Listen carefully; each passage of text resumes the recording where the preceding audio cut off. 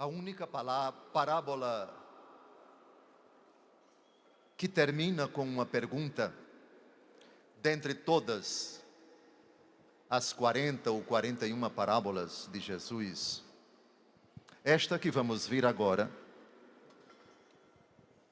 é a única que termina com uma pergunta. E que pergunta constrangedora. Uma pergunta que me deixa, a mim, encabulado, preocupado, constrangido, porque é uma pergunta que nos toca a todos. Quando o Filho do Homem vier, acaso encontrará fé sobre a terra? Reparem, tem algo mais constrangedor do que isso? Lucas capítulo 18, de 1 a 8, é a parábola da viúva inoportuna, que eu prometi que seria lida, porque o meu argumento, desdobrado nas duas palestras anteriores, e essa é a última, versaram e vão versar os argumentos sobre a Sirofenícia, a mulher anônima no território de Tiro e Sidônia, que vai ao encontro de Jesus, insistindo para que Jesus cure sua filha possuída por um demônio. Jesus, no primeiro momento, faz ouvido de mercador. Depois, ela insiste. Jesus então diz: não é lícito tirar o pão dos filhos e dar os pães aos cães. Sim, Senhor, mas os cães se conformam com as migalhas. E Jesus atende aquela mulher: seja feito conforme a sua fé, e a filha é curada. É um exorcismo à distância. Já comentamos isso, a insistência, a audácia, a persistência de uma mulher que não desanima. Agora, uma parábola. Esses dois textos da vida de Jesus são fundamentais para nós tratarmos da perseverança na oração, que é a última parte da frase de Romanos 12, 12, que é o tema deste acampamento de fé. Vamos recordar qual é o tema deste acampamento? Romanos, capítulo 12, versículo 12. Alegres na esperança, pacientes na tribulação e perseverantes na oração. Então é impossível não citar essa parábola, que dentre aquelas voltadas ao tema da oração, talvez seja a mais oportuna para o argumento da perseverança. Lucas, capítulo 18, versículos de 1 a 8. Propôs-lhes Jesus uma parábola para mostrar que é necessário orar sempre, sem jamais deixar de fazê-lo. Havia em certa cidade um juiz que não temia a Deus, nem respeitava pessoa alguma. Na mesma cidade vivia também uma viúva que vinha com frequência à sua presença para dizer-lhe: faz-me justiça contra o meu adversário. Ele, porém, por muito tempo não o quis. Por fim, refletiu consigo: eu não temo a Deus, nem respeito os homens. Todavia, porque esta viúva me importuna, lhe farei justiça, senão ela não cessará de me molestar. Prosseguiu o Senhor: ouvis o que diz este juiz injusto? Por acaso não fará Deus justiça aos seus escolhidos, que estão clamando por Ele dia e noite? Porventura tardará em socorrê-los? Digo-vos que em breve lhes fará justiça. Mas quando vier o Filho do Homem, acaso achará fé sobre a terra? A única parábola que termina com uma pergunta. É óbvio que o último versículo precisa estar intimamente ligado com o primeiro. orar sempre, sem jamais deixar de fazê-lo. Isso supõe orar com fé. Agora, em cima disso, vou citar um texto surpreendente, porque nosso Senhor, em Marcos 11, 24, e espero que a sua Bíblia, a tradução seja esta que está na Bíblia Ave Maria, o Senhor pede algo que, do ponto de vista da razão, é um absurdo, mas sem esse absurdo, dificilmente nós rezamos constantemente. Ou seja, vamos ler agora. Encontrem, por favor, Marcos 11, 24. O que Jesus diz nesse versículo é isso: para você rezar, pedindo para você oração de súplica, ou pedindo para os outros, ou pelos outros, oração de intercessão, é preciso que você acredite que já recebeu. Não é que vai receber. Atenção, é isso mesmo. Olhem para Marcos 11, 24, pelo amor de Deus, porque Jesus pede que eu acredite que já foi dado aquilo que ainda não foi recebido. Já foi dado, é passado. E aquilo que eu peço é para o futuro. Todos os nossos pedidos dizem respeito a uma realidade que ainda não aconteceu. Por isso pedimos. Mas Jesus aqui nos diz algo impressionante. Como é possível que eu acredite que vai ser apresentado a Deus um pedido, e eu tenho que acreditar que o pedido já foi atendido? Como é que se entende isso? Já pararam para perceber isso? Pois vamos nos assustar. Jesus exige isto. Depois a gente vai entrar nessa questão. Como é que eu posso acreditar em algo que eu estou pedindo para o futuro, que já foi dado? Se já foi dado, então para que pedir? Mas Jesus disse: pedi e recebereis, buscai e achareis. Por favor, Marcos, capítulo 11, versículo 24. É isso que você está lendo mesmo. Eu vou pedir para lerem em voz alta aqueles que estão com a Bíblia Ave Maria.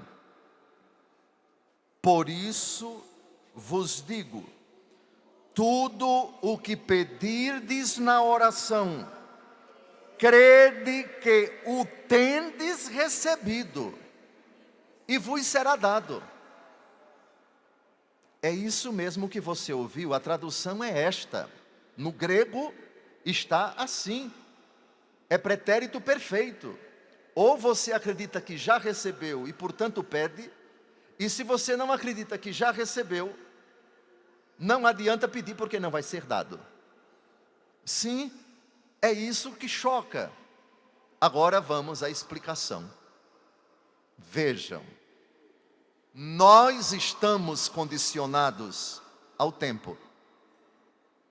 Isto é, a sucessão de momentos em que esses momentos são agrupados antes, durante e depois. Isso é o tempo. Porém, o Deus a quem pedimos é o Senhor do tempo, mas não está sujeito ao tempo. Eu sou o Alfa e o Ômega, o princípio e o fim, aquele que era, aquele que é, aquele que vem. Apocalipse capítulo 1, versículo 8. Portanto, o Senhor age no tempo, mas não está sujeito a ele. O Senhor atua no tempo, mas não depende dele. O Senhor é eterno. Que significa eterno? É uma realidade, é um ser em quem não há antes, não há passado, nem há futuro. Eu sou aquele que sou. No livro do Êxodo, capítulo 3, pela primeira vez, o Senhor Deus a Moisés, na sarça ardente, diz o seu nome. Javé é o nome de Deus. E é no contexto desse capítulo 3 que Deus diz misteriosamente: eu não era, ou eu serei. Eu sou aquele que sou. E o verbo ser, no presente do indicativo, é bem claro. Presente, sem passado e sem futuro. No nosso caso, o presente é, na verdade, o segundo que sucede ao segundo anterior, que deixou de existir. E no momento em que eu estou falando no presente, na hora em que eu me calar, deixa de ser presente e passa a ser passado, por causa do segundo seguinte e do minuto seguinte. Isso para nós, criaturas sujeitas à temporalidade. Mas Deus é eterno. Onde eu quero chegar?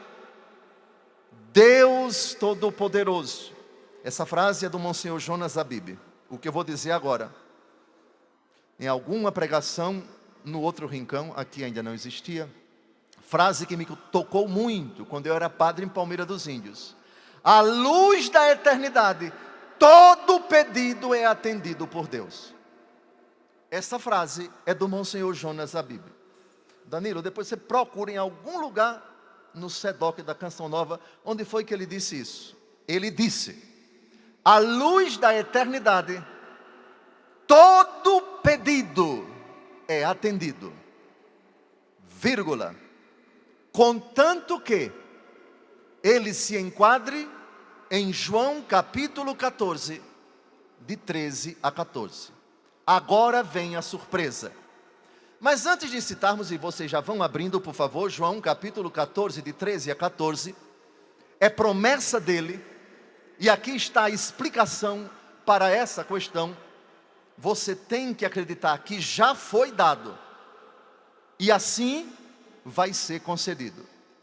Porque se você não acredita que já foi dado, você está duvidando de Deus, o que é uma injúria. Eu explico com João capítulo 14, versículos de 13 a 14. Aqui está a genialidade do Monsenhor Jonas Abib, há muitos e muitos anos no outro rincão, acolá. Era o menor, nem se pensava em fazer esse centro de evangelização. Vamos então, para entendermos Marcos 11, 24, um texto da Escritura se explica com outro. Um texto da Escritura é iluminado por outro. O melhor intérprete da Escritura é a Escritura com a igreja. E especificamente, o melhor intérprete de uma frase de Jesus é o próprio Jesus em outra frase. Pode parecer um jogo de palavras, mas quem tem familiaridade com a Escritura vai buscar em outro lugar uma explicação e tudo acaba ficando claro. Então, agora, João capítulo 14, versículos de 13 a 14. Todos juntos? São 2 versículos. E tudo o que pedirdes ao Pai em meu nome, vô-lo farei, para que o Pai seja glorificado no Filho. Qualquer coisa que me pedirdes em meu nome, vô-lo farei. Jesus colocou aqui alguma exceção, ou ele disse tudo? Jesus colocou alguma exceção no versículo 14, isto é, muitas coisas, ou Jesus disse qualquer coisa? Olhe o versículo 14, olhe. Jesus disse, peça muitas coisas, e eu vou ver se vou atender ou não. Jesus deixou alguma brecha para admitir a possibilidade de algumas coisas não serem atendidas? Não. Olhe o que ele diz no versículo 14. qualquer coisa.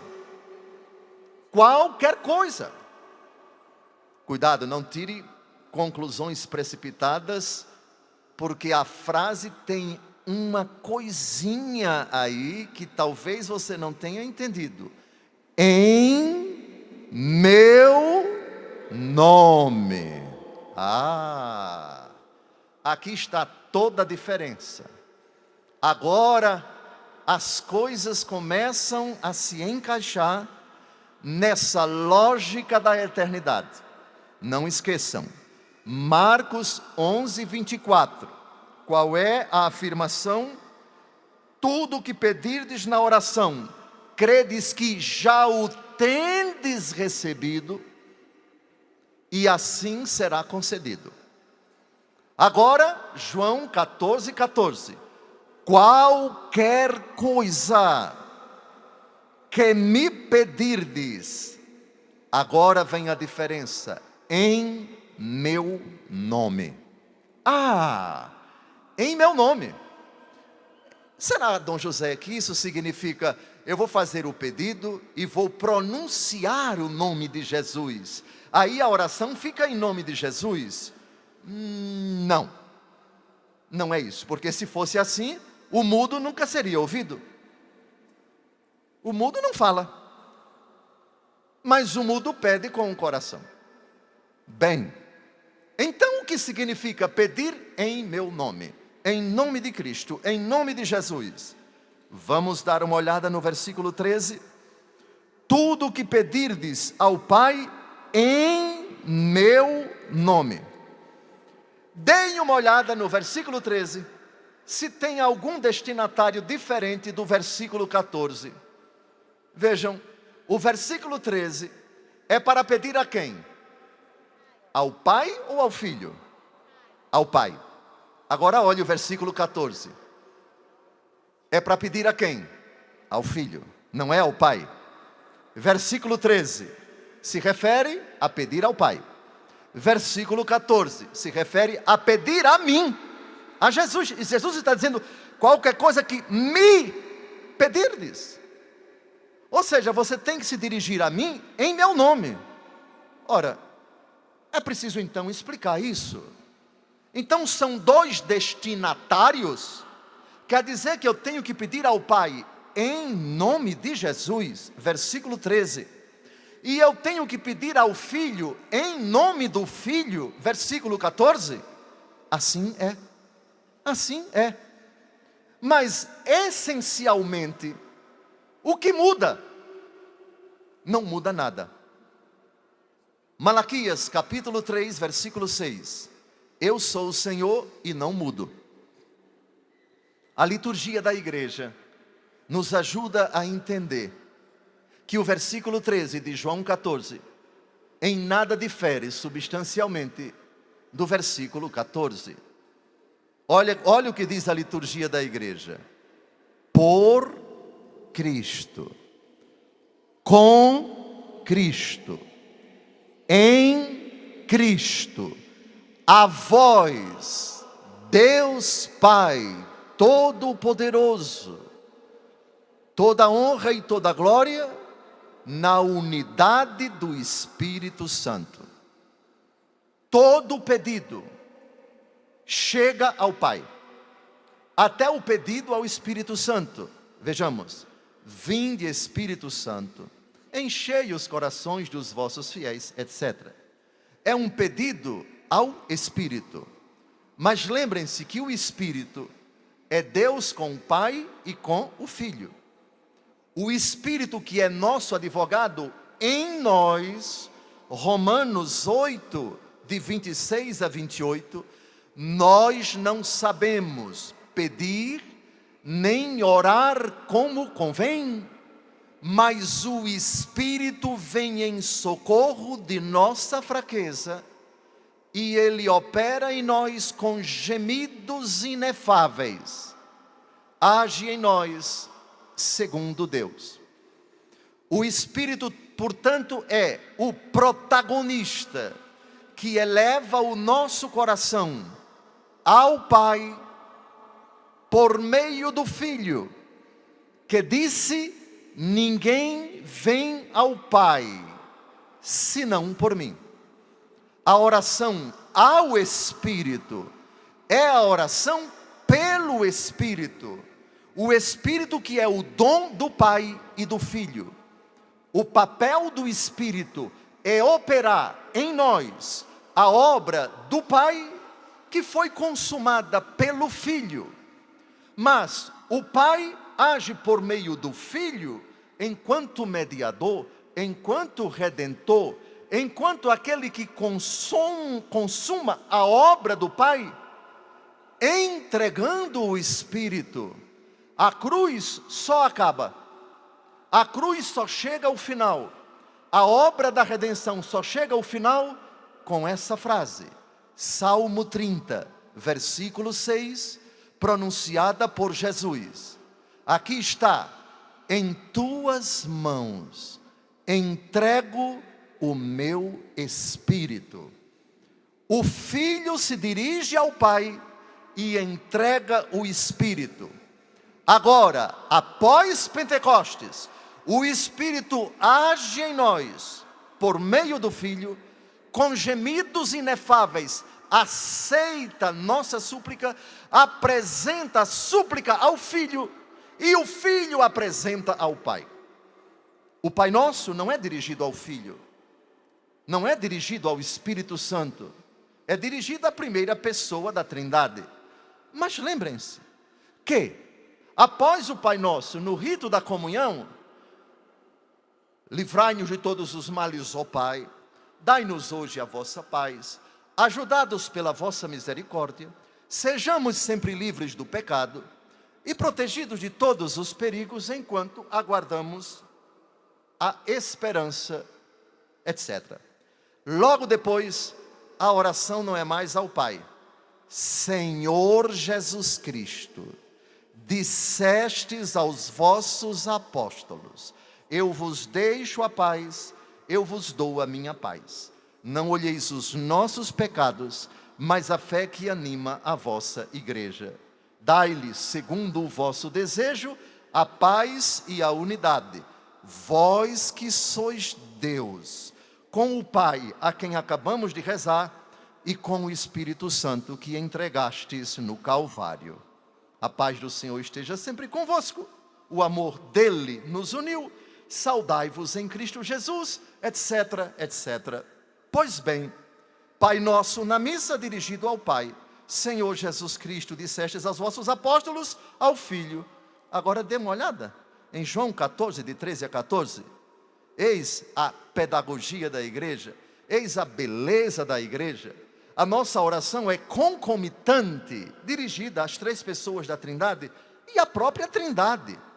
Tem várias orações que Santa Elizabeth da Trindade, uma carmelita canonizada, Santa Elizabeth da Trindade, a devoção dela à Trindade, tem orações no seu diário ao Pai, tem orações ao Filho, tem orações ao Espírito e tem oração à Trindade. A oração à Trindade é Deus. A Deus, meu Deus, por que me abandonaste? Jesus, citando o Salmo 21, não faz distinção ao Pai, ao Filho, ao Espírito Santo. É a Deus na infinitude da sua abscôndita e inefável essência, glória e onipotência. Claro que é o Filho se dirigindo ao Pai, mas a palavra Deus, que se aplica ao Pai, que se aplica ao Filho, que se aplica ao Espírito Santo, comporta as três pessoas. Fiz essa distinção para nós entendermos toda a oração ao Pai é sempre por meio de Jesus. Ninguém vem ao Pai senão por mim. Então, recitando, dirigindo-se ao Pai, Divino Pai Eterno, é uma devoção muito bonita lá no estado de Goiás, perto da minha querida Brasília, onde eu resido. Pois bem, a oração ao Pai Eterno, qualquer que seja a modalidade, saibamos, é por meio de Cristo. Se nos dirigimos ao Pai, é por meio de Cristo, mas animados pelo Espírito Santo. Porque é o Espírito que opera em nós, com gemidos inefáveis. A oração ao Filho, ninguém vem a mim, se o Pai não o atrair. Jesus disse isso. Então, quando rezamos ao Filho, É o Pai que exerce a atração, levando-nos até o Filho. Quando eu for elevado da terra, atrairei todas as coisas a mim. João capítulo 12, versículo 32.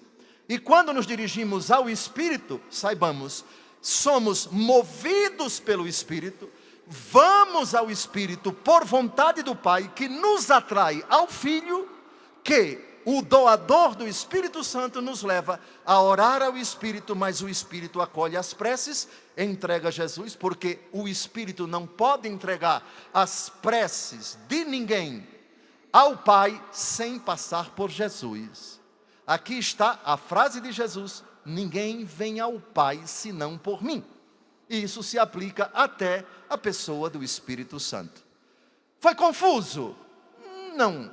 E ao mesmo tempo foi um mistério insondável, porque estamos diante de um Deus em três pessoas, mas não em três nomes. Peço encarecidamente a vocês, por favor, o nome de Deus é Pai e Filho e Espírito Santo. O nome de cada pessoa em Deus. Pai é nome de pessoa em Deus. Não é nome do Deus cristão completo, digamos assim. Por isso, a liturgia da igreja é paradigmática. Nós não dizemos em nome do Pai, em nome do Filho e em nome do Espírito Santo. Não. Aí seriam três nomes, e Deus não tem três nomes, Deus tem três pessoas nele. O nome de Deus, Pai e Filho e Espírito Santo. Mateus capítulo 28, de 18 a 20. Peço encarecidamente a vocês, fiquemos com a liturgia da igreja. Voltemos agora a Marcos 11, 24. Tudo o que pedirdes na oração, crede que já o tendes recebido, e assim sucederá. João 14, versículo 13. Tudo o que pedirdes ao Pai em meu nome, vô-lo farei, para que o Pai seja glorificado no Filho. Olhem só, por favor. Pedir em nome significa pedir segundo a autoridade de, segundo a vontade de. Em Deus não há diferença entre o nome e o ser, entre o nome e a pessoa. O nome de Deus é Pai, é Filho, é Espírito Santo. O nome da primeira pessoa da Trindade é Pai. O nome da segunda pessoa da Trindade é Filho. O nome da terceira pessoa da Trindade é Espírito Santo. Mas o pedido ao Pai não é em nome do Pai, nem em nome do Espírito, é em nome do Filho. Por que em nome do Filho e não em nome do Pai e não em nome do Espírito Santo? Porque no versículo 14, qualquer coisa que me pedirdes em meu nome, eu vou-lo farei. Porque Jesus não disse qualquer coisa que me pedirdes em nome do meu Pai, qualquer coisa que me pedirdes em nome do Espírito Santo, eu farei? Não. Seja pedindo ao Pai, seja pedindo ao próprio Filho, tem que ser em nome do Filho. Tem que ser em nome de nosso Senhor e Salvador Jesus Cristo. A resposta está na 1 Timóteo capítulo 2, versículo 5. Primeira carta de São Paulo a Timóteo, capítulo 2, versículo 5. A palavra-chave é mediador entre Deus e os homens. Essa é a palavra-chave.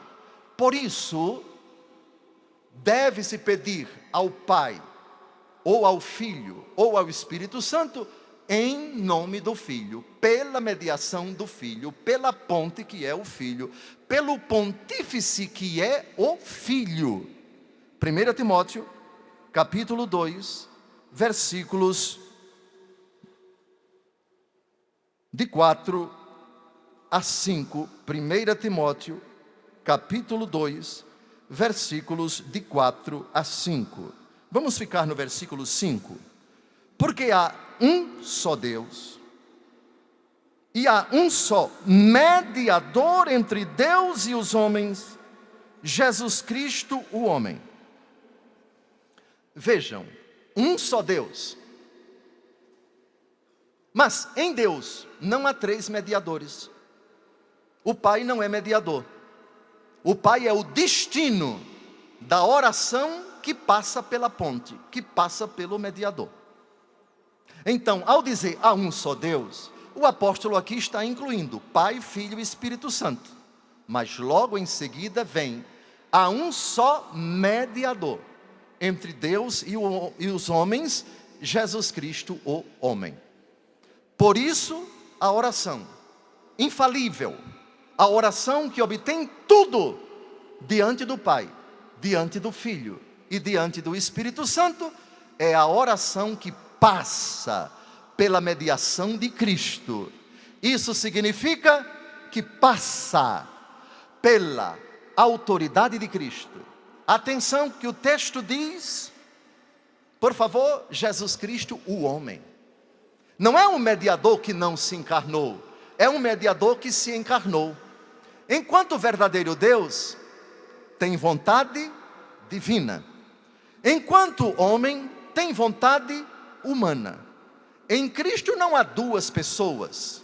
Nestório, um herege, bispo da época do concílio de Éfeso, defendia que na pessoa de Cristo, no ser de Cristo, havia duas pessoas: o Cristo e Deus. Maria Santíssima não seria mãe de Deus, segundo ele, porque é criatura e uma criatura não pode ser mãe de Deus. Portanto, ele distinguia em Jesus o Cristo, e Maria seria Christotokos, mãe do Cristo, mas não podia ser Theotokos, mãe de Deus. Foi condenado pelo concílio de Éfeso, que proclamou pela primeira vez Maria, mãe de Deus. Ao se encarnar, a segunda pessoa da Trindade nada perdeu da sua divindade. A pessoa é divina e conserva tudo de sua divindade, mas no ventre de Maria assumiu a natureza humana com tudo aquilo que ela tem, exceto o pecado. Portanto, a pessoa de Cristo encarnado é divina, com duas naturezas, a divina e a humana. Portanto, toda mãe é mãe de uma pessoa. A pessoa que se encarnou é divina.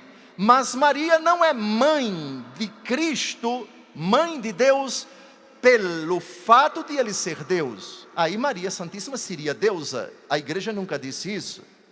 Mas Maria é mãe do Deus que se encarnou e assumiu a natureza humana.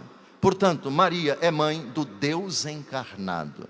E essa solenidade nós comemoramos no primeiro dia de janeiro, Santa Maria, Mãe de Deus. Ainda na primeira a Timóteo, capítulo 2, versículo 5, há um só mediador entre Deus e os homens, Jesus Cristo, o homem, falando das duas vontades, da divina e da humana. Agora nós já começamos a entender o que significa pedir em nome de Cristo. João 14, de 13 a 14. Então, vamos a outra frase de Jesus que diz: aprendei de mim, que sou manso e humilde de coração.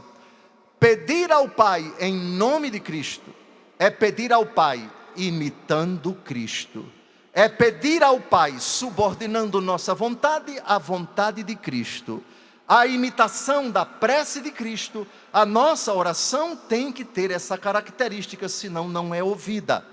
Então chegamos ao Jardim das Oliveiras e gostaria que você agora abrisse o Evangelho segundo Mateus, capítulo 26, para nós entendermos o que significa a oração em nome de Cristo.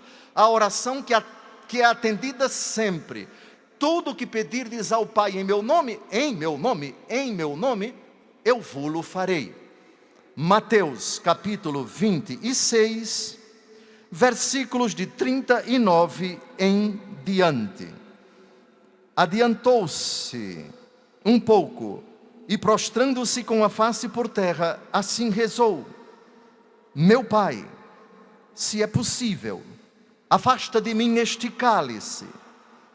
Todavia, não se faça o que eu quero, mas sim o que tu queres.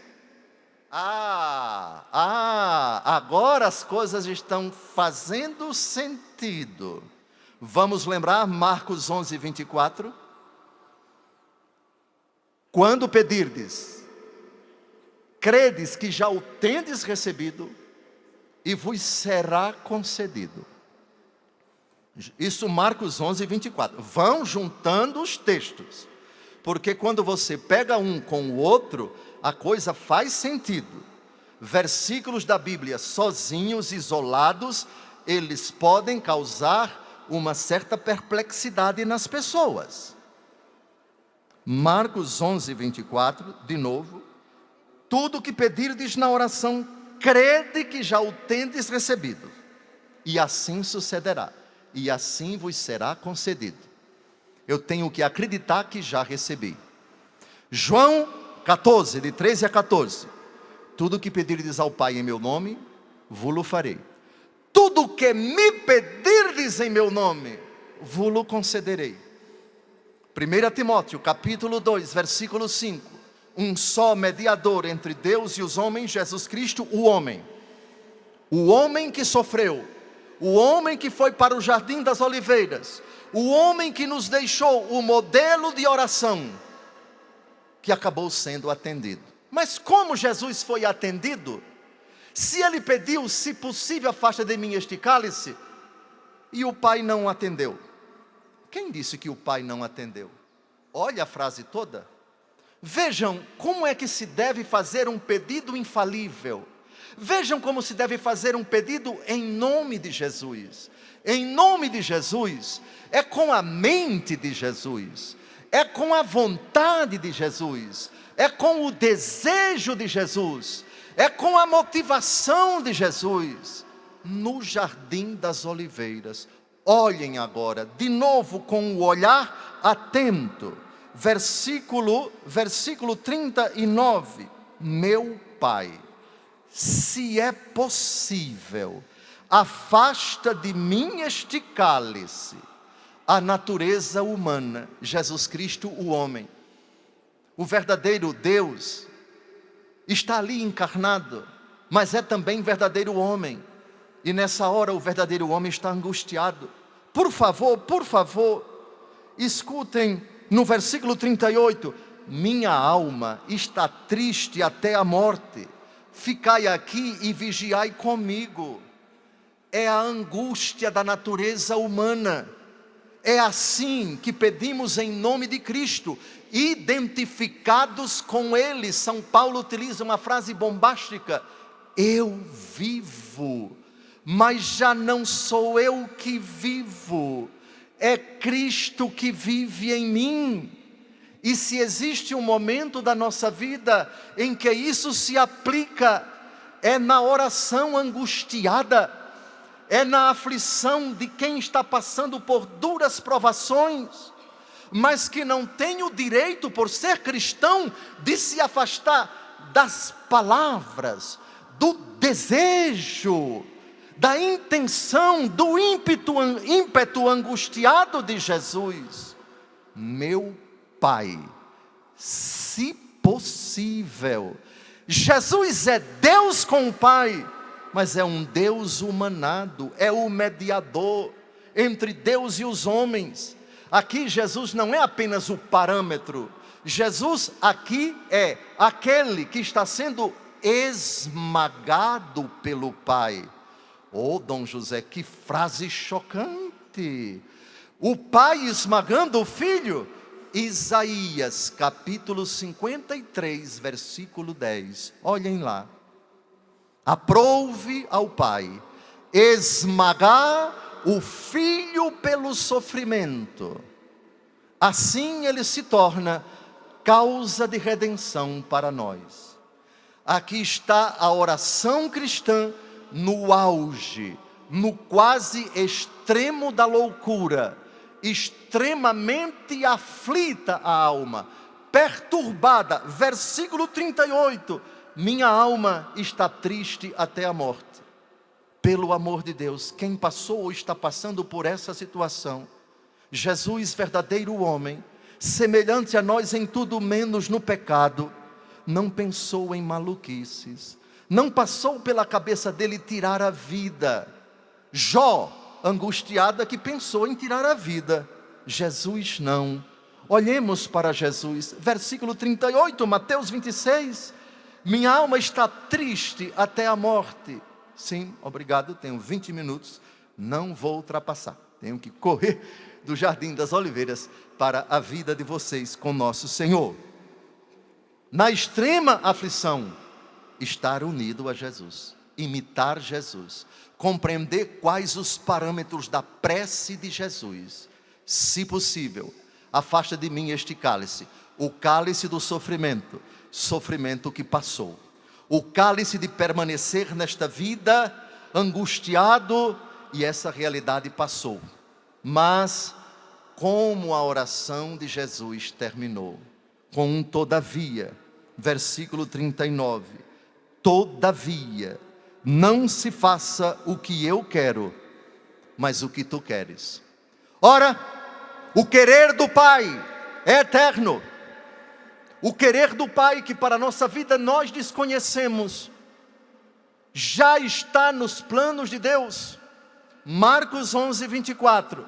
Quando pedirdes, crede que já o tendes recebido, porque frase de Monsenhor Jonas, à luz da eternidade, toda oração é ouvida, ainda que você não peça e outros peçam por você. Mas, se você colocou esse detalhe de João 14, de 13 a 14, em nome de Cristo, isto é, a imitação de Cristo, segundo a vontade de Cristo, que no Jardim das Oliveiras submeteu a vontade humana à vontade divina, você já recebeu. Sabe por quê?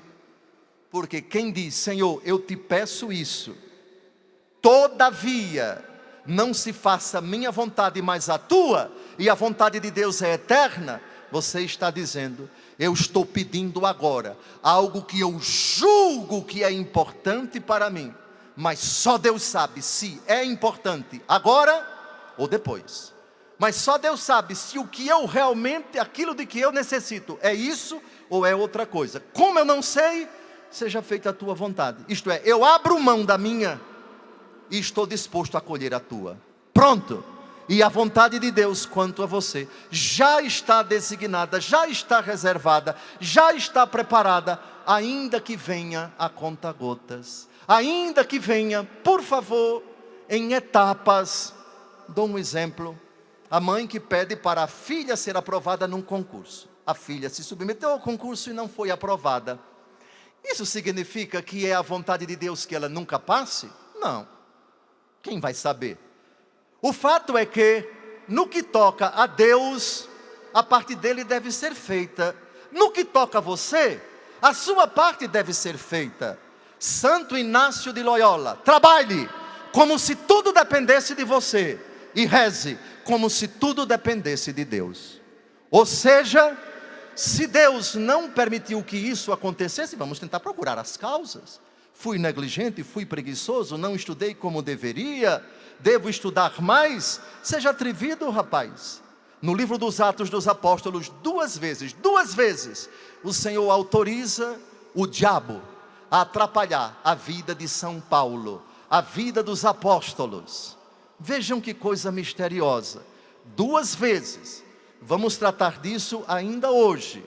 O diabo não permitiu. Sabem por que às vezes Deus autoriza o diabo a atrapalhar a vida da igreja? Como pode? Mas é a obra da evangelização, mas é a obra de salvar almas. O Senhor está dizendo que em 2 ocasiões o diabo atrapalhou a vida da igreja nos Atos dos Apóstolos com a permissão do Senhor? Disse sim, e vou provar. Às vezes, a gente julga, a gente pondera que o que deve ser feito é isso. Que pensamento bonito, lindo. Por exemplo, construir um centro de evangelização. Eu acredito que esse centro estava nos planos do Monsenhor Jonas há anos. Quantos percalços, quantas dificuldades para que a obra começasse. Só no céu a gente vai entender os planos de Deus. Você queria uma coisa tão bonita, mas eu, que não tenho a obrigação de lhe dar explicação, o que você quer é bom, é bonito, é correto, é santo, mas não agora. Vai ser um pouco para frente. O que você quer é dessa forma, mas eu quero de outra. Por isso vou atrapalhar um pouco a sua vida. Mas não desanime não. Seja atrevido, seja ousado. O céu é dos malucos no bom sentido. Santa maluquice, santa ousadia, de quem diante de uma dificuldade, e eu com isso.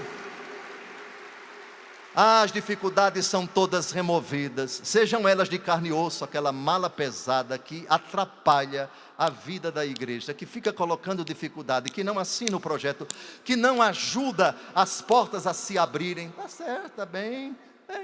Devoção a Nossa Senhora do Desterro, oh que beleza, Nossa Senhora do Desterro, que desterra um bocado de gente. Oh Maria Santíssima, leva, transfere, ou então, desanime não, tentou, não deu certo, alguma dificuldade de natureza institucional, de natureza legal, de natureza de convivência, problema financeiro, seja ousado rapaz.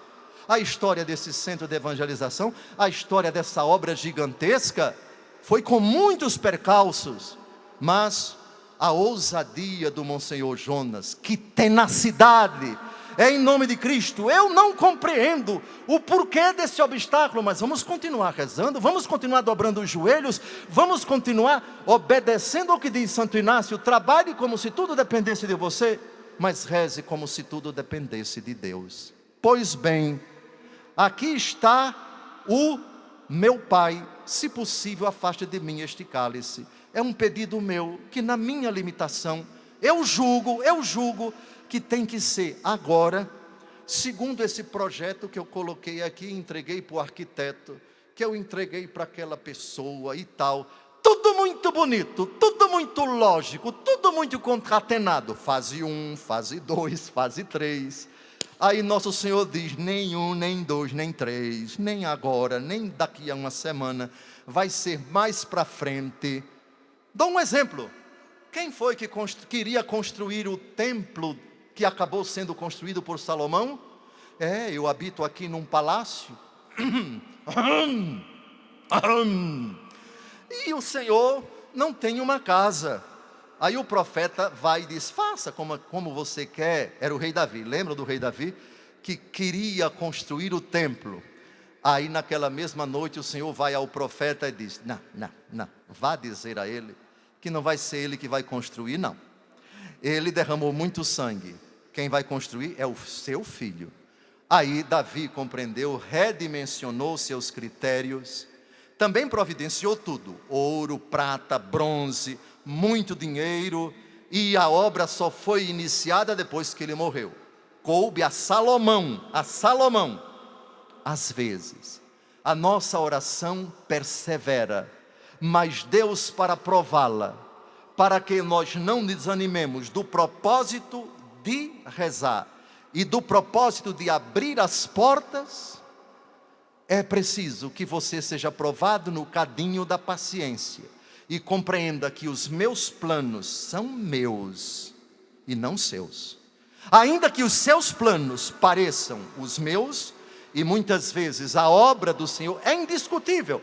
A boa vontade, a ousadia, a disposição, a garra, a gana das pessoas que amam a Deus. Só que elas não compreendem a hora de Deus, a paciência de Deus, os mecanismos de Deus, os caminhos de Deus e também os obstáculos que agora aparecem e que se a obra começasse agora, haveria muita dificuldade. Só no céu a gente vai entender. Tentei, e não saiu do lugar. A obra não começou. Foi Deus quem atrapalhou? É possível que sim. Mas também, ou querendo, ou permitindo, porque Deus sabe qual é o momento certo. Só no céu a gente vai entender. E não convém que saibamos agora quantos adversários a obra teria se ela começasse agora. Quantas dificuldades, quantos entraves, quantos riscos, quantos perigos para quem iniciasse essa obra se fosse agora. Lembrem-se, sabemos o quê? Mas não sabemos o oportuno tempo, o oportuno método, os oportunos dispositivos, os suficientes meios. Isso cabe a Deus Todo-Poderoso. Dito isso, é lógico que a frase de Marcos 11, 24, agora adquire sentido. Por quê? Porque credes que já o tendes recebido, e isso será concedido. Vejam, vai ser concedido a quem pede, mas isso não significa dizer que vai ser concedido com a pessoa ainda aqui na terra. É possível que Deus decida assim: você pediu tanto, você se esforçou tanto, e tantos que estiveram com você também fizeram a mesma coisa. Vocês passaram. Agora, vocês daqui do céu comigo vão compreender que a obra que eu designei para que ela acontecesse por etapas, com protagonistas diferentes, com pessoas diferentes, para que você não se envaideça, porque a obra é minha, não é sua. Do céu, Monsenhor Jonas vai perceber que a obra dele talvez agora não esteja nem em 30%. Não importa.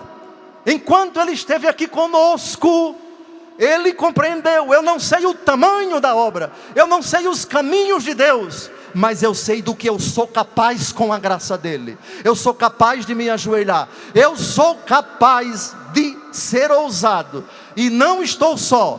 Os caminhos de Deus eu vou compreendendo pelos acontecimentos da história, se possível, desta forma. Se não for desta forma, isso não me autoriza a cruzar os braços e dizer: essa não é a vontade de Deus. Tirando o pecado,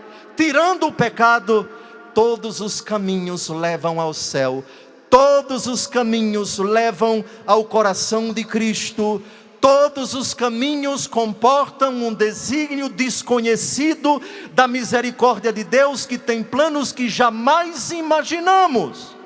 Não desanimem da obrigação de rezar. Os nossos heróis que já partiram deixaram esse recado, como Monsenhor Jonas Abib. Louvado seja nosso Senhor Jesus Cristo.